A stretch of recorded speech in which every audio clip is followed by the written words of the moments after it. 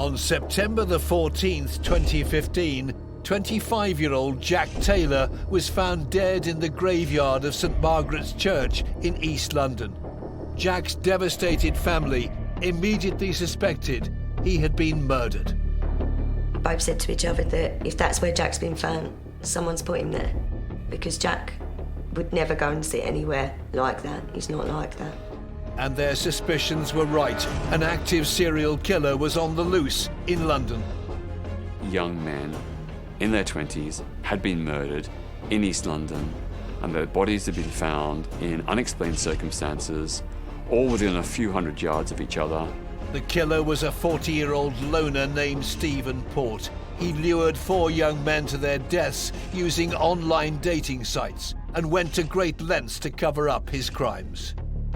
I suspect he would have gone on killing without any hesitation for as long as he could have got away with it. Stephen Port had been unmasked as one of the world's most evil killers.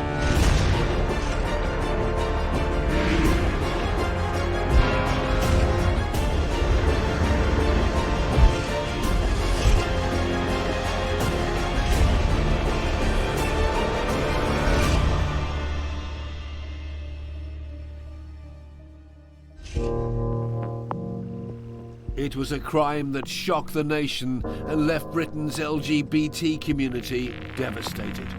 In 2014, 39-year-old Stephen Port killed 3 young men in Barking, East London.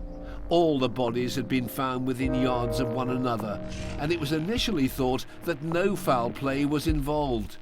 But the discovery of a 4th victim in September 2015, 25-year-old Jack Taylor, led the police to the killer who'd poisoned his trusting victims.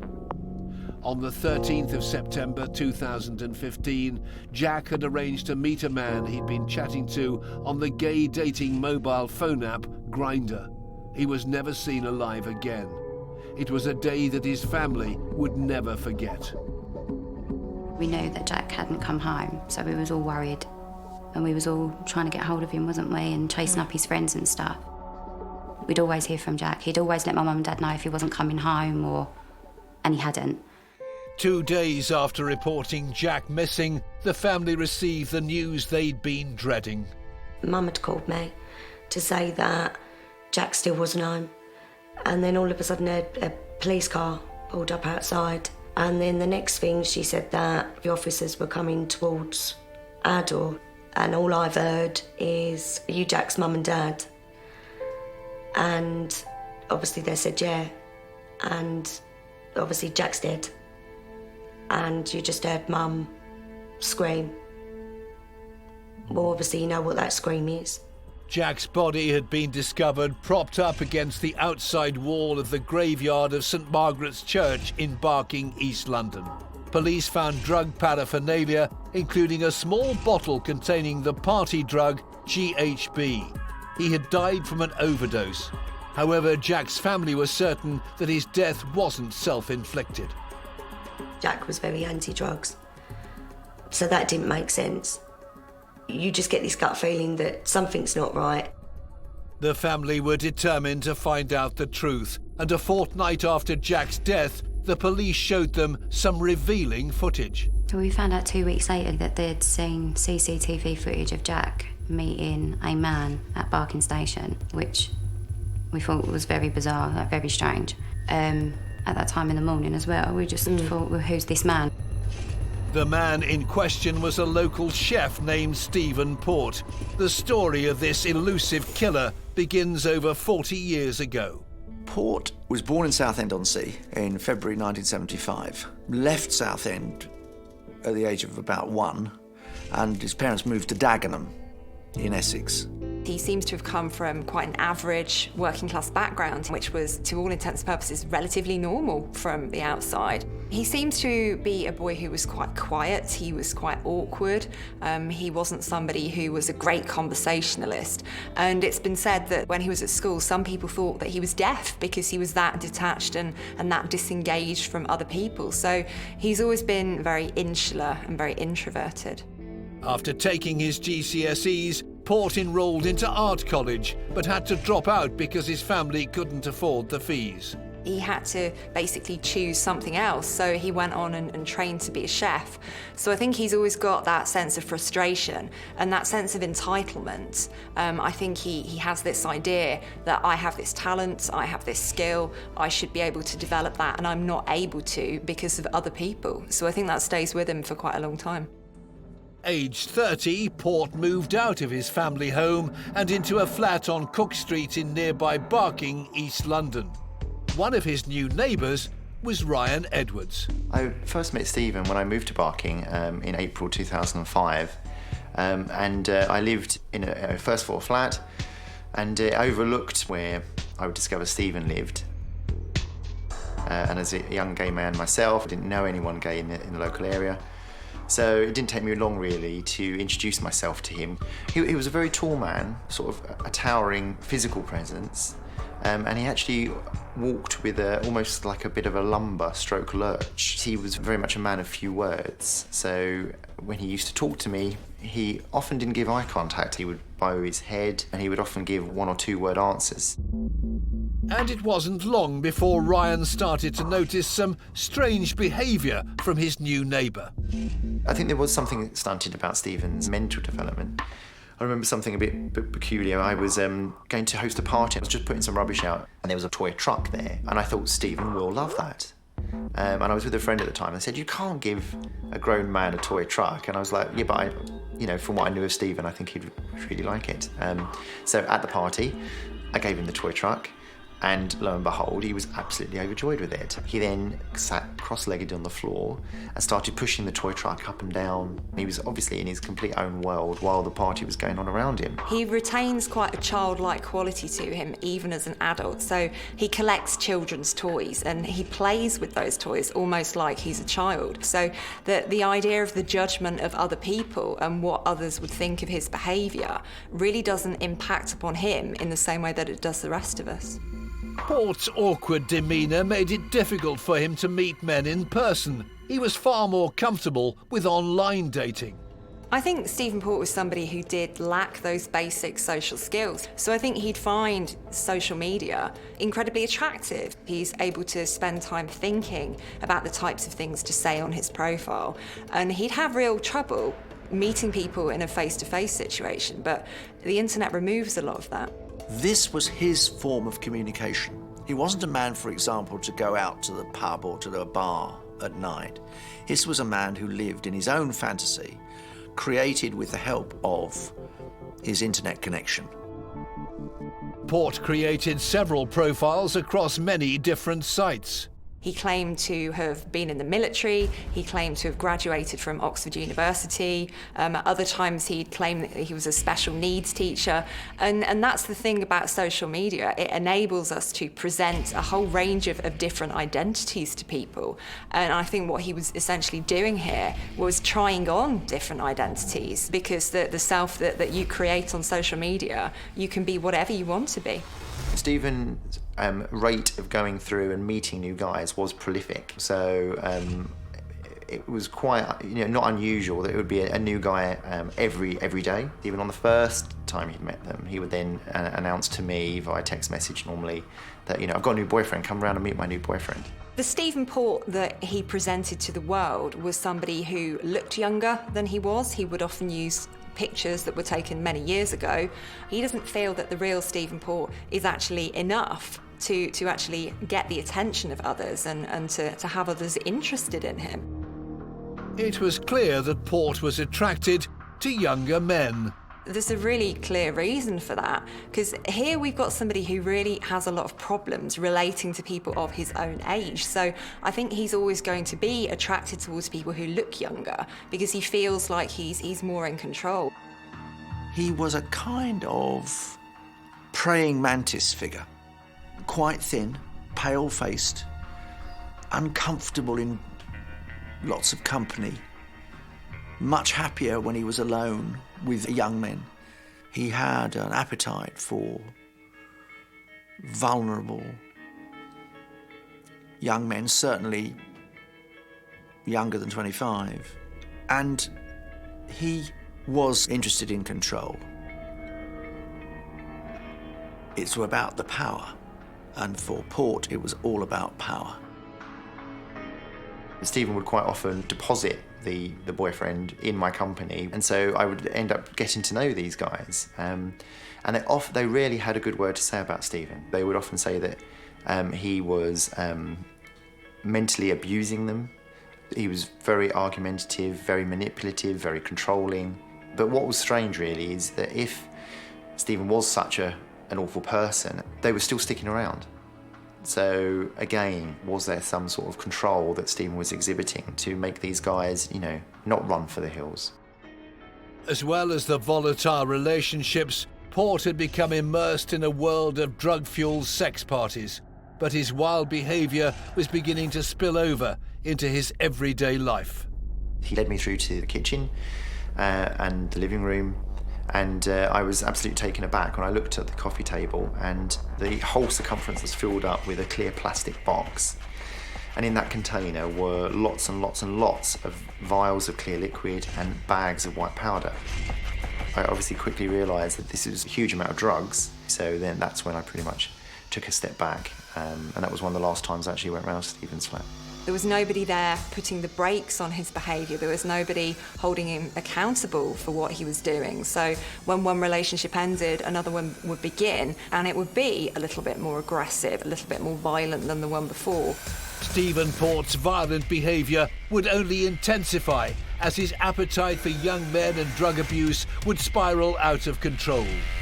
He was living alone in a flat in Barking, East London, and his internet search history was becoming more and more perverse. He was trying to satisfy his desire by searching the internet, which a lot of people do. The difference is that some of them get satisfied only by looking at pictures and watching films on the internet, and some of them, that will not be enough. They will want to move on, which unfortunately was his case. And it wasn't long before he would act upon these depraved urges. On the 15th of June 2014, Port contacted 23-year-old fashion student Anthony Walgate through a male escorting site. He offered to pay Anthony £800 to spend the night, and they agreed to meet 2 days later on the 17th of June. As a precaution, Anthony texted friends about the arrangement. But just 2 days later, he was found dead outside Port's flat. The police received an anonymous 999 call from Stephen Port himself. Emergency ambulance, what's the address of the emergency? Cook Street, there's a young boy, looks like he's collapsed outside. Outside of which number? 4758, I think. What area? Barking. 47, Cook Street. Yeah, it looks like he's collapsed or had a seizure or something. He's always just drunk. When the paramedics arrived, Anthony was found slumped against a wall with his bag beside him. Inside was a bottle of the date rape drug GHB. He had died of an overdose. Walgate had turned up at his flat, and there is no doubt that he was rapidly subdued with the use of GHB and other drugs. Now, there is an argument which suggests that perhaps something went just a bit too far as far as Walgate was concerned, and that the drugs had too great an effect. It could be that he got the dose wrong. It could be that this was something new that he was trying out. We don't know. But what we do know is that Anthony Walgate died at Port's hands. Port told the police that he found Anthony outside his flat on his way home from work. His death wasn't treated as suspicious. It was devastating news for his mother, Sarah Sack. When I had this made, it says on it, Anthony, it's all about me. Because to me, that summed up Anthony. It was always all about him. I've always said to friends and family now, you need to get pictures. You never know what's going to happen. The last time I had any contact with Anthony was the 15th of June, because it was my birthday on the 17th of June. And I said to him, I'm going on holiday, I'll see you when I get back, that sort of thing. And of course, I never did get to see him again. It was the Sunday before I was due to come home, and I turned my phone back on. There was 50 odd missed calls, there was texts, there was hundreds and hundreds of messages coming through that you need to ring home, something's happened. So I called my son, and he had to tell me over the phone that Anthony had been found dead. To be honest, it was just a bit of a blur. It was so fast, and I don't even really remember much about it. I'm just in shock that it could happen. You know, you really don't expect this to happen. You go on holiday for your birthday, etc., and then find out one of your children are dead. Sarah approached the police for some more information about her son's death. Anthony was found dead in the street. So I said, well, you know, was he stabbed, shot, beaten? What? No, nothing. There was not a mark on him, and we don't know why. They'd done a post-mortem the Friday before and nothing had come up and shown. So I said to him straight away then, something's not right. Anthony's friends told detectives that he'd arranged to meet up with the man on the night he disappeared. The police soon realised it was the same person who dialed 999, Stephen Port. On the 26th of June, he was arrested, his laptop was seized and his DNA taken. It starts to unravel, and the police do start to put the pieces together and figure out that he is connected to this in some way. So Port's story changes, he continues to lie, and I think he's sailing quite close to the wind with this particular case. Port told detectives that Anthony had taken drugs and fallen asleep. He said he then left the 23-year-old in the flat, and when he got back from work later that day, Anthony was asleep. The following morning, he found Anthony dead. Port said he panicked and carried the body outside before calling the police. The investigators believed him.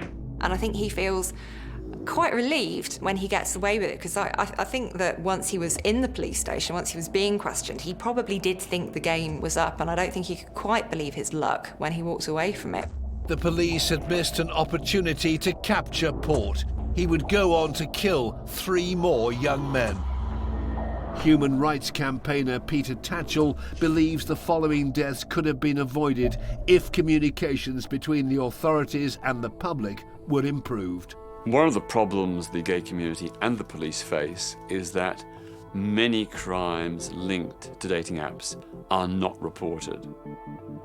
There is, in general, a very significant underreporting of homophobic hate crime, but there appears to be a particular underreporting of crimes linked to Grindr and other social dating apps.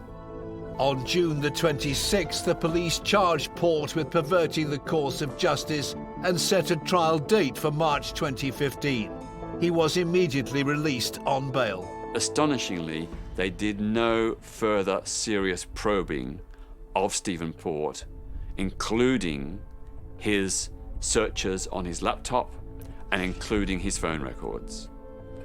Those searches might have much earlier on shone a spotlight on Stephen Port as a potential killer. In fact, Port was ready to strike again. Just 2 months after Anthony Walgate's death, he was back on the dating mobile phone app Grindr and began messaging 22-year-old Slovakian Gabriel Kovari. On the 23rd of August, Gabriel moved into Port's flat.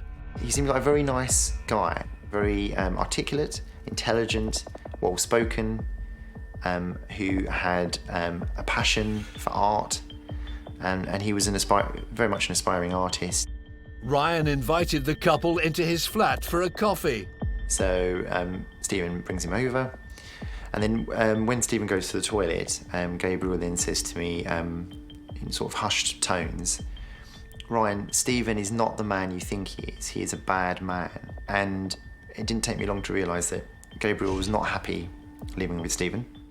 I think Stephen Port would have really had a bit of a shock with Gabriel Kovari. I think he would have felt incredibly threatened by him, because here is a young man who is everything that Stephen Port isn't. He's somebody who's ambitious, he's somebody who's going somewhere in his life, and I think Port will feel incredibly resentful towards him. He was strikingly different to the guys that Stephen would normally hang around with. And so for that reason, he piqued my interest really. And so I thought, oh, well, actually, I'm going to keep in touch with Gabriel. And so we then started to swap some messages on social media. But all of a sudden, the messages stopped. And so I raised this with Stephen about, why has Gabriel stopped, communicating? Where is he? And then Stephen told me that I'm not sure where Gabriel's gone. He's just disappeared.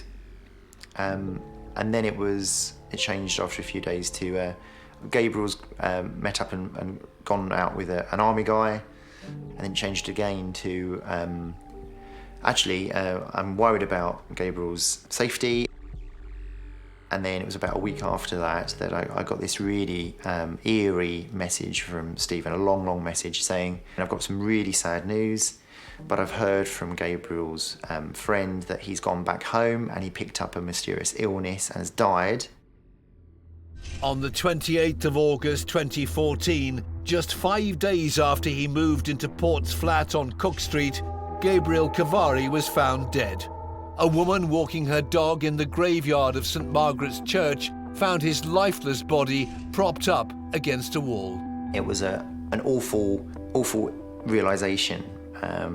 He was, he seemed like such a nice, pure person. And coming to this country and, what a way to be welcomed by this country to end in such awful circumstances. It appeared that he, Gabriel Kovari, had died of a drugs overdose. But the shocking reality was that Stephen Port had drugged and killed him just as he did with Anthony Walgate 2 months previously. Port had now killed 2 men. His urges were only intensifying, and in less than a month, another man would be dead. The police had arrested and charged him on perverting the course of justice after he failed to correctly report the death of his first victim, Anthony Walgate. But they had no idea that Port was actually a killer. I think the key thing about Stephen Port getting away with murder is there's not that connection between actions and consequences. He can take somebody's life and nothing happens, and he continues to get what he wants. He continues to be able to assault his victims and to dispose of their bodies in the most obvious way. And I think he does feel incredibly untouchable at this point in time. While still out on bail, Port killed for a 3rd time.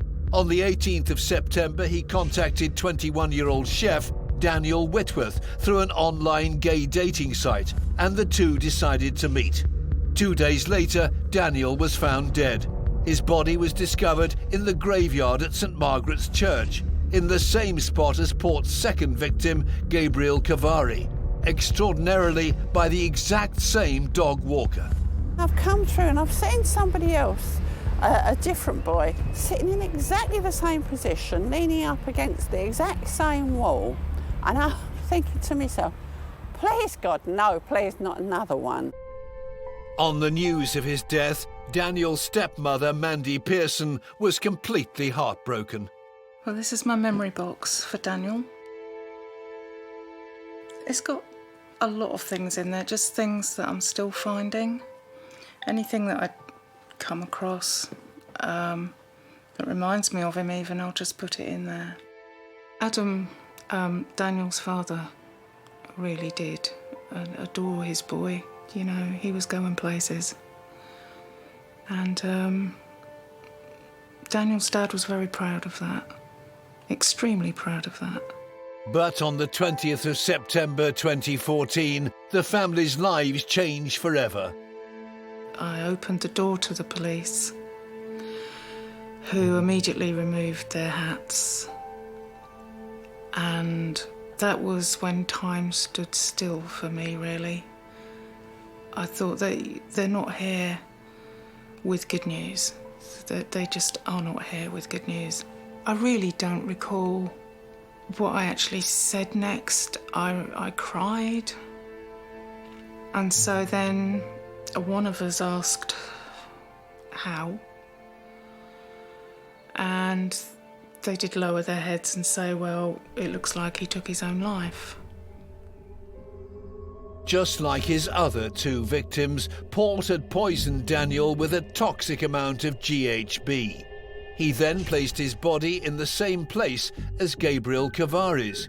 In a bizarre move to try and evade capture, Port then wrote and planted a fake suicide note, which claimed that Daniel had killed Gabriel just 3 weeks earlier. Adam and I actually managed to see the letter in its entirety. There wasn't a thing in that letter that spoke to us about Daniel. There were no names. He was talking in the wrong kind of context. It was like, I didn't tell my family where I was going. Well, you wouldn't say that to your family. And at that point, I said, who is this addressed to? Because it's not addressed to us, is it? Something else in the letter aroused Mandy's suspicions. There was, don't blame the guy I was with last night, it was only sex. And obviously the first question then was who? Who is this man? The fact that Stephen Port wrote the fake suicide note, it does seem completely incredible, doesn't it? But by this point, he thinks he's invincible because he's gotten away with murder before. And he sailed quite close to the wind that time, so he wants to be careful that he doesn't get caught again. And I think because he is quite childlike, because he is quite immature, he doesn't see how absolutely incredulous this should appear to be. News of the death of the 3 young gay men began to spread through the LGBT community. A friend of Gabriel Kovari, John Pape, approached human rights campaigner Peter Tatchell. I was immediately shocked that the police had issued no public appeal and there seemed to be no ongoing investigation. That prompted me to ask John Pape to contact Gallup, the police monitoring group, and Pink News, the main gay website. I asked him to try and get them to press the police for answers. Both Gallup and Pink News did go to the police, but were reassured that there was nothing suspicious or unusual about the deaths. Port had managed to evade capture for a 3rd time. However, his killing spree was about to be temporarily halted. On the 23rd of March 2015, Port pleaded guilty to perverting the course of justice during the investigation into Anthony Walgate's death. He was sentenced to 8 months in prison, but served just over 2 of them. On the 4th of June, he was released. Port was free to kill again. I never really understood the circumstances at the time of why he was in prison, but I did ask him, obviously, when he got out via text message, what was that all about? Why were you in prison for a couple of months? And eerily, he said to me on text message, it was a 90-second mistake, Ryan, that cost me several months of my life in prison. And I never really understood what he meant by that. But looking back, it's kind of a bit chilling. Just 3 months after being released from prison, Port struck again. On the 14th of September 2015, almost exactly a year since the last murder, the body of 25-year-old forklift driver Jack Taylor was found in the same churchyard as Gabriel Kovari and Daniel Whitworth. I think the graveyard became a kind of favourite disposal site for him because it served 2 purposes. It got the bodies out of the way, but it also created a bit of a narrative for anybody coming across these individuals. This graveyard was a place where often homeless people who were down on their luck would hang out, and that creates a little bit of a story in the beginning when the bodies are discovered. Jack's family were devastated but began to question the circumstances surrounding his death. We know Jack, obviously, and Jack's very particular. He didn't like dark, didn't like it at all, first off. Second of all, Jack wouldn't just walk in a park area, let alone a cemetery or anything like that. He wouldn't. And it doesn't make sense to leave the house at like 2:30 in the morning, 3 o'clock in the morning to go and sit over a park. That doesn't even make sense. He was just an absolute joy to be around. Loving, caring, always there for other people. Determined to find out more, the Taylor family asked to see the CCTV footage of Jack's last known movements. It showed him walking with a tall, blonde stranger. In October 2015, the police put an appeal to the public, and it was soon confirmed that the mysterious man in the footage was Stephen Port. In the end, it was the determination of Jack Taylor's family to pursue the police that eventually led them to take Port seriously. I believe had that not happened, Port might well have got away, or got away with it. On the 15th of October 2015, Port was arrested on suspicion of causing the deaths of all 4 young men. The police had a serial killer in custody, one that had previously slipped through their fingers. The police had originally believed that the deaths were all self-administered drug overdoses. They were determined to find out the truth.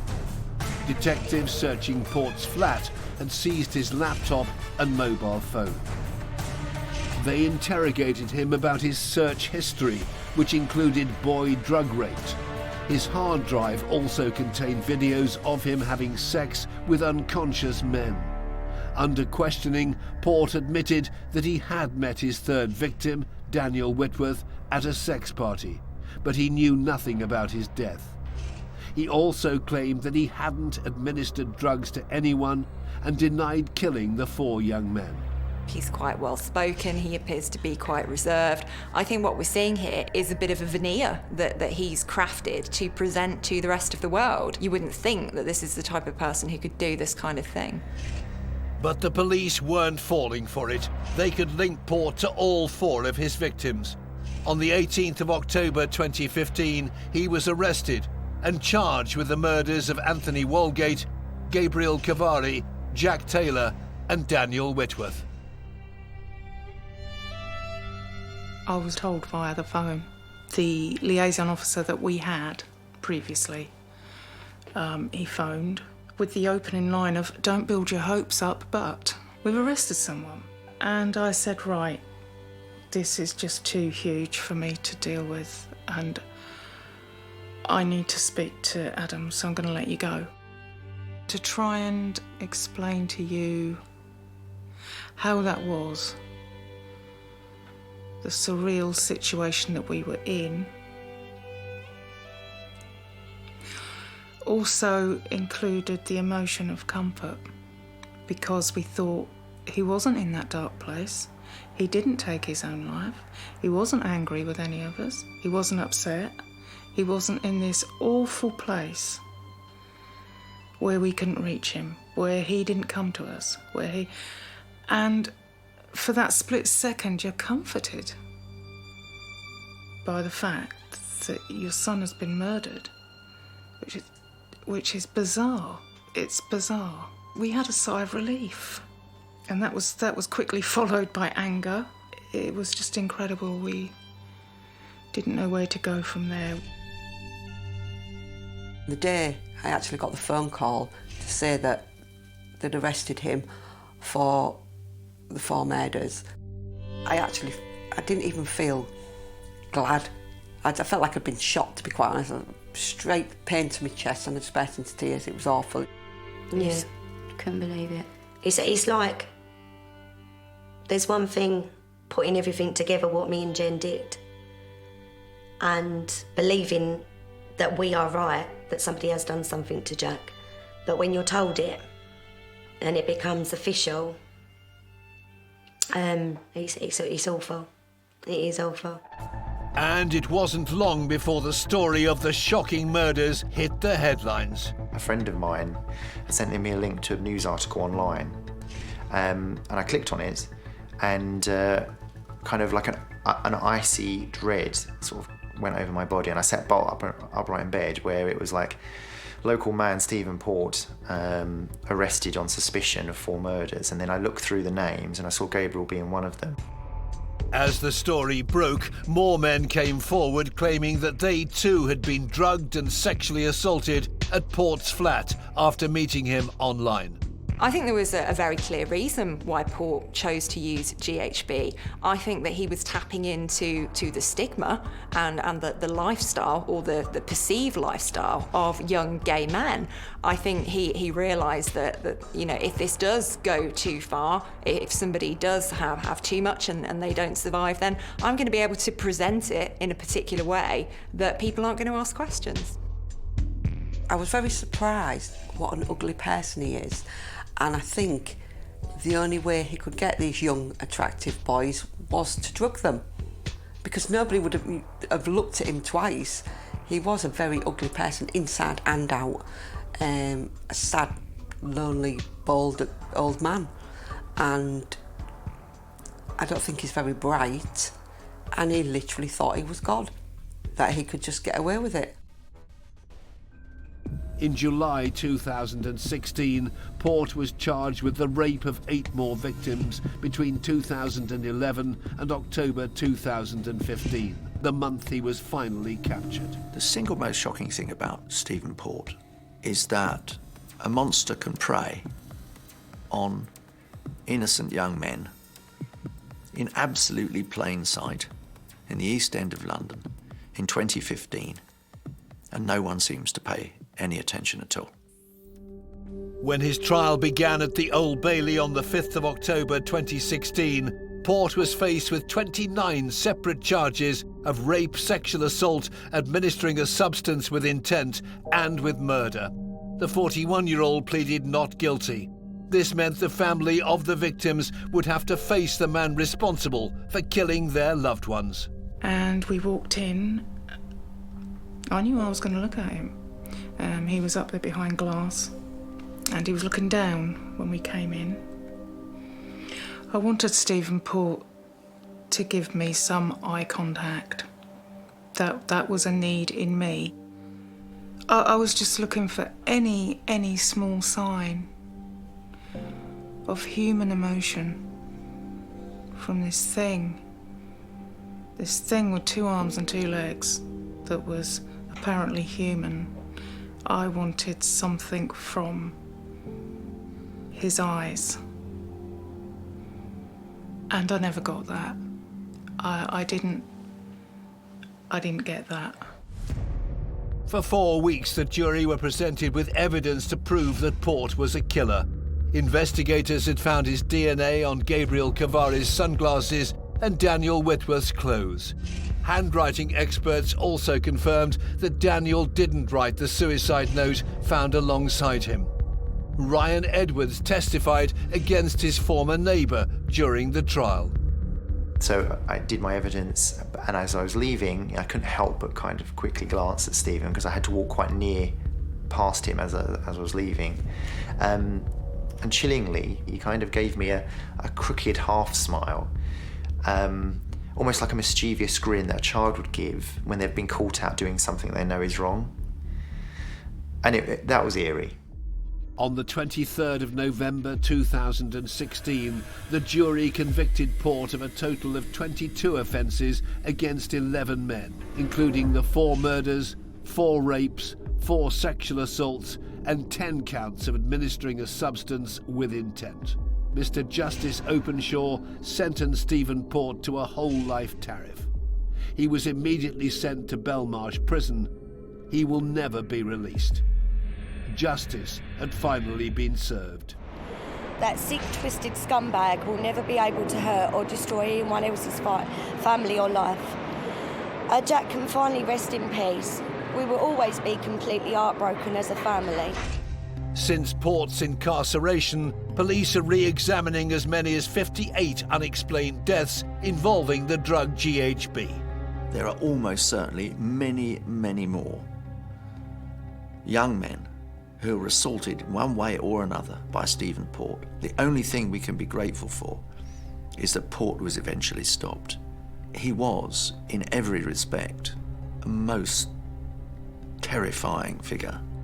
In October 2016, the Metropolitan Police referred themselves to the Independent Police Complaints Commission. The IPCC launched an independent investigation into 17 officers who handled the response to the 4 deaths. The investigation continues. Despite the internal police review and Port's incarceration, nothing can bring back the 4 young men that lost their lives. We've got to make room for this to run parallel with a life that... I'm not going to use the word destroyed, because he's taken our boy and he's not taken any more. We do reminisce. We do reminisce about Daniel and, you know, some of the things we did when we were out and about, and you know, that's becoming easier to do. No, it still isn't getting easier over time. He used to say, he from being early teens, he called me Cesar. He never called me Mum. And he always used to say, you wait, Cesar, one day I'll be famous, everybody will be talking about me. Which they are, but obviously for the wrong reasons. We haven't had time to grow, have we? No. We still have days now where we'll just get up as what we call a normal day, and we don't feel like anything's normal anymore, do we? But a normal day, and all of a sudden you sit there and you think, oh my God, like... He's not here.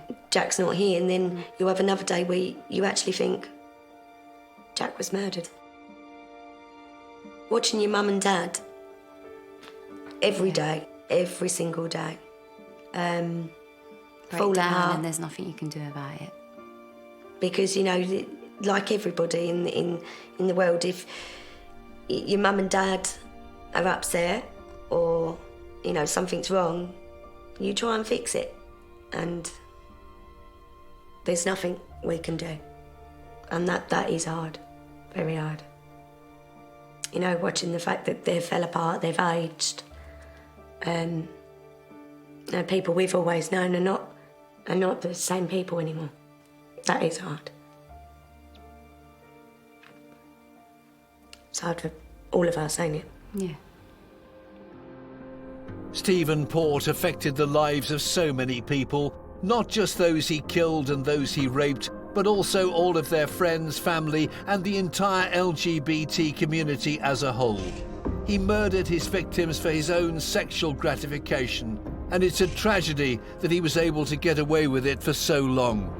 When he was finally captured, his horrific crimes were brought to light.